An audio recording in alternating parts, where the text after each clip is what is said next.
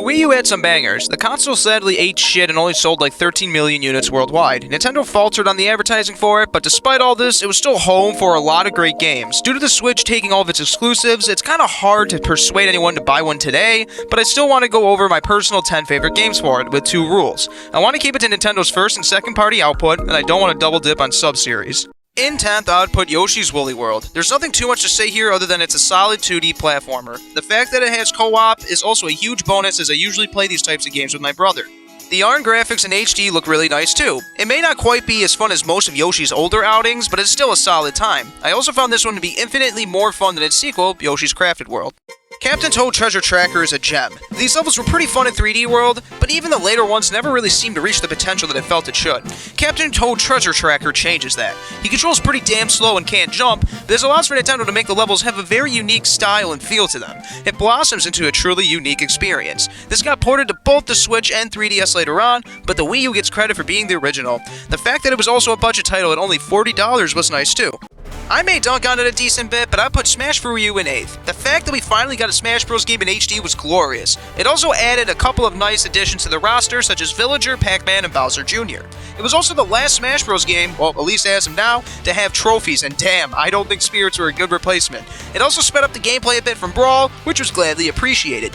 It had some of my favorite things about Brawl, though, such as Snake, the Ice Climbers, Break the Targets, and of course, the Subspace Emissary. It is still a Smash game, and at the end of the day, it wouldn't feel right to not have it on this list. Super Mario Maker comes in 7th. This is such a good idea for a game. I remember trying to make stages in Little Big Planet, and they all turned out to be hot garbage. Unfortunately, this still happened in Super Mario Maker, but to much less of a degree. Admittedly, the level creator games like Little Big Planet are a bit convoluted, but Mario Maker made it very easy and intuitive. A lot of the game comes from just chilling out and making levels, but if you're uncreative like me, you can just head online and play community levels. Of course, a lot of these are hot garbage too, but when you find a gem, it's magical.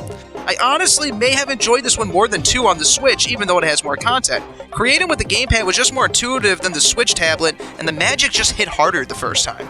I'd put Mario Kart 8 in 6th. I was beyond hyped for this game, as I could usually trust Mario Kart to give me a good time. I also skipped Mario Kart 7 at the time, so in addition to the zero gravity mechanic, hang gliding and the underwater portions were also new to me.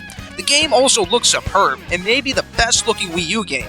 It also ran a solid 60 frames per second, well at least in single player, which makes a huge difference in racing games. They also had the Club Nintendo promotion, which was cool. I got to pick up Wind Waker HD because of it. The course selection is among the best in the series, and they also incorporated the new mechanics into the retro courses, making them feel more modern. Unfortunately, they fumbled with the battle mode hard, but the racing portion is just so solid that I cannot give it any lower than 6th. In 5th, we have Nintendo Land. The asymmetric multiplayer was so much fun. My friends and I spent a lot of time playing Luigi's Mansion, Animal Crossing, Pikmin, and the Mario Chase ones. This is the game that made the Wii U gamepad shine the most, I'd argue. Something like Mario Chase just isn't really possible on any other consoles unless Nintendo wanted to maybe incorporate smartphones or something like that. There was also a decent amount of selection of minigames that I haven't even touched. With everything else on this list being ported to Switch or 3DS, or in Smash for Wii U's case, just having a sequel that I enjoy more, this is like the last Wii U exclusive that still gets me to turn on that Wii U every now and then. Donkey Kong Country Tropical Freeze is a masterpiece, I tell you. It's up there for my favorite 2D platformer of all time. The level design has such variety to it. This really puts the new Super Mario Bros. Games to shame. One level in this game has more twists and diversity than like an entire world in other 2D platformers. The game is hard, but it is fair and the challenge is welcomed.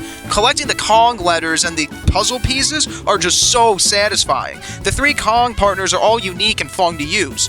Combine all this with a banger soundtrack and the beautiful HD graphics and you have the finest 2D platformer on the Wii U.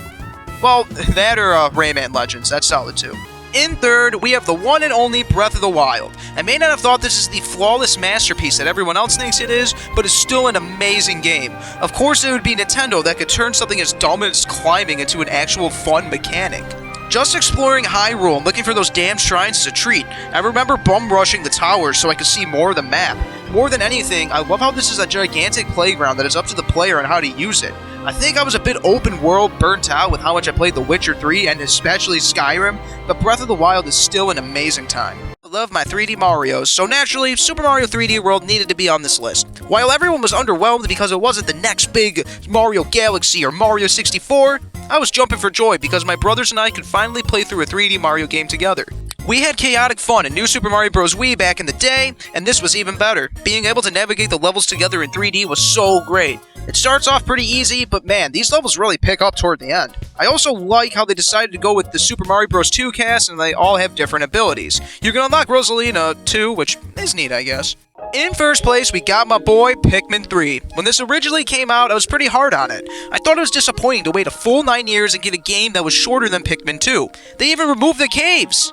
But over time, and with each playthrough, I ended up loving it more and more. The thrill of seeing how much you can get done in one day is always fun to me. I love replaying it often to try to best myself. The Pikmin themselves are adorable, the HD graphics looked great at the time, the challenge mode was very fun, the gamepad was also a brilliant addition. I loved playing this with the Wii remote and then having the gamepad next to me. It acted as a map and it was just so intuitive. The Go There feature was also goddamn awesome. It's just endlessly replayable to me. I have no idea how many times I've gone through this gem. At least it was given another chance to shine on the Switch. There's my personal list. The only 2 games that I can think of that may have been able to get on this list if I've actually played them are Splatoon and Xenoblade Chronicles X. This was the first generation of gaming where I had a job and some disposable income, so I played most of what I wanted to. I know it's the popular thing to dunk on the poor old Wii U for having a small amount of games and selling like shit, but I love this thing. Combining the Wii U releases with its backwards compatibility and the decent amount of Virtual Consoles games on there meant that there was a decent bit to play. It may not be my favorite Nintendo console, but it is one that has a special place in my heart. However, let's just look at my list for a second. Pikmin 3 was ported to the Switch as Pikmin 3 Deluxe, Super Mario 3D World was ported to the Switch as Super Mario 3D World and Bowser's Fury, Breath of the Wild launched simultaneously for both Switch and Wii U, Donkey Kong Country Tropical Freeze was ported to the Switch with a new funky mode, Nintendo Land... Hey, this one wasn't ported!